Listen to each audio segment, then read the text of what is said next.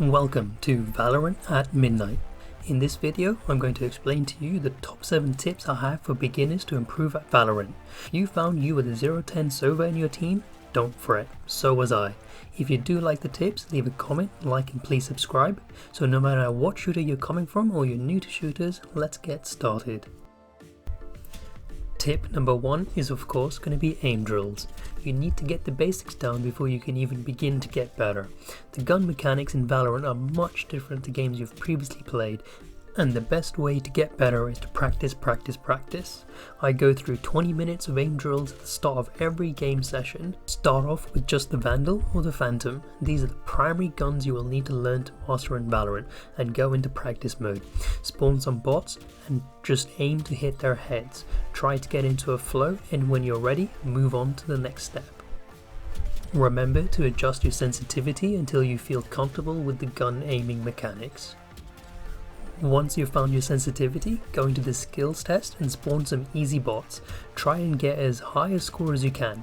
Aim for at least 25 out of 30. You can repeat this several times, and this may even take you several days. Once you're comfortable, you can move on to medium bots.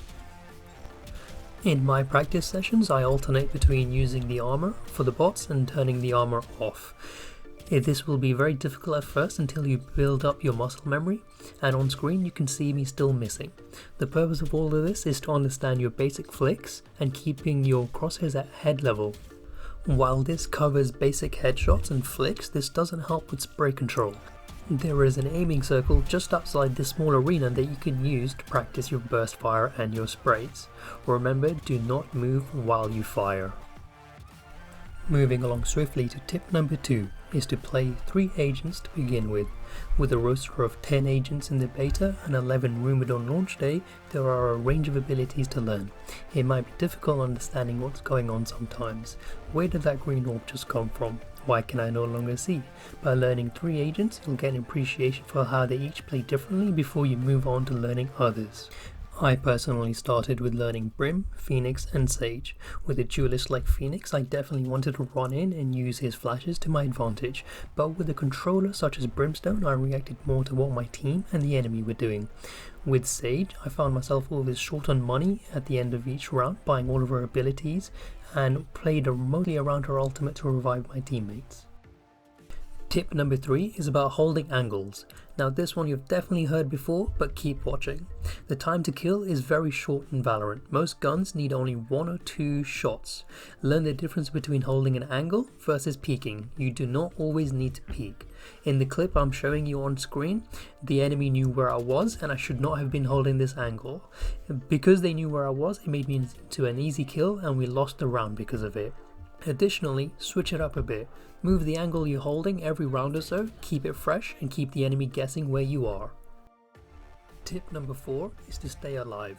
With only 1 life granted to each agent per round, this is valuable.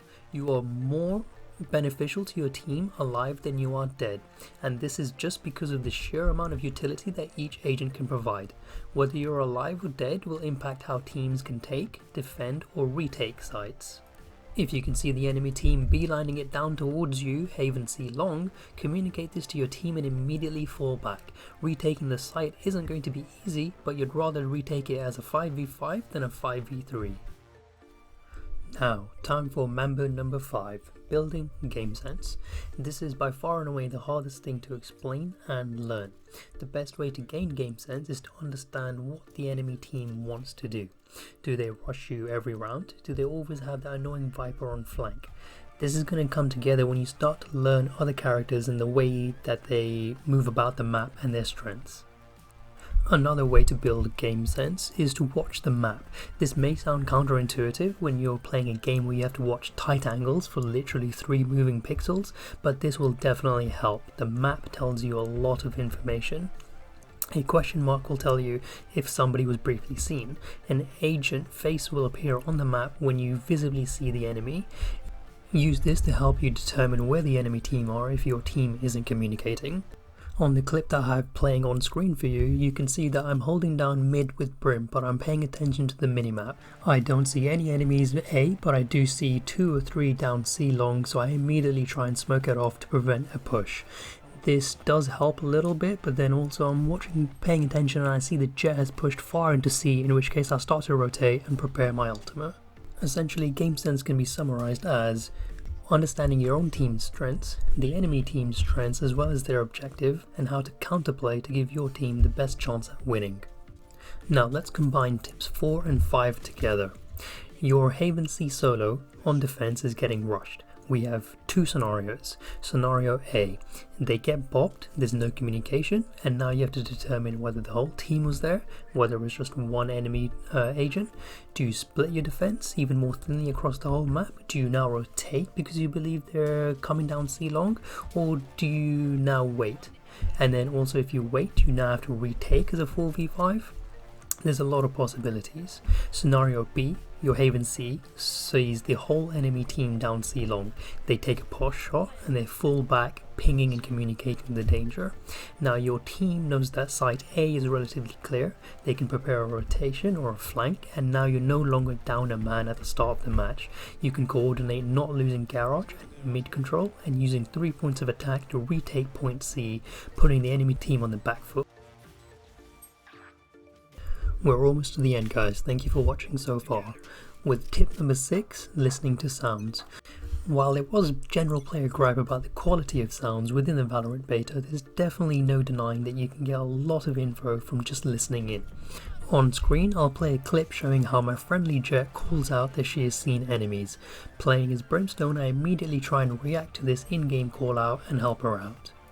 We can get a little bit more nuanced when listening to sounds. For example, there is a distinct sound difference between a Phoenix clicking his fingers for his flash and a Breach winding his flash up. You can even hear ultimate points being picked up around the vicinity and hear TP sounds.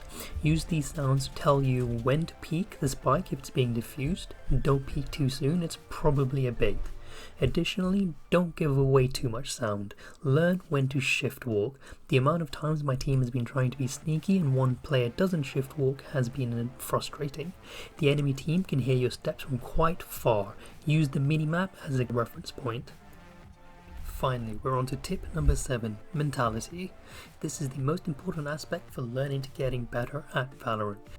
Keep a positive mindset and don't rage at the 0-10 interlock in your ranked game, and keep the communication flowing between your team. After all, this was a beta and you will have plenty of time to improve when the game launches on June 2nd. A healthy mindset will allow you to keep giving your best. I dropped to Iron 1 but changed my mentality and my mindset and managed to rank up all the way to Bronze 3. You can't just expect to be good, but with consistent effort you can learn why you died, why you lost that round, and how to improve, and this will help you tremendously when ranking. Those are all 7 tips to help you improve at Valorant. Valorant at Midnight is the channel that is going to be keeping it real when helping you improve. My mission is to help beginners get better at Valorant with tried and tested methods I myself use. Tell me in the comments below what tips you found the most useful and if you liked the content. Please subscribe to the channel as I have a lot of content planned surrounding game strategy, sense and mechanics, and to be notified of my next video. This is Midnight, thank you for watching.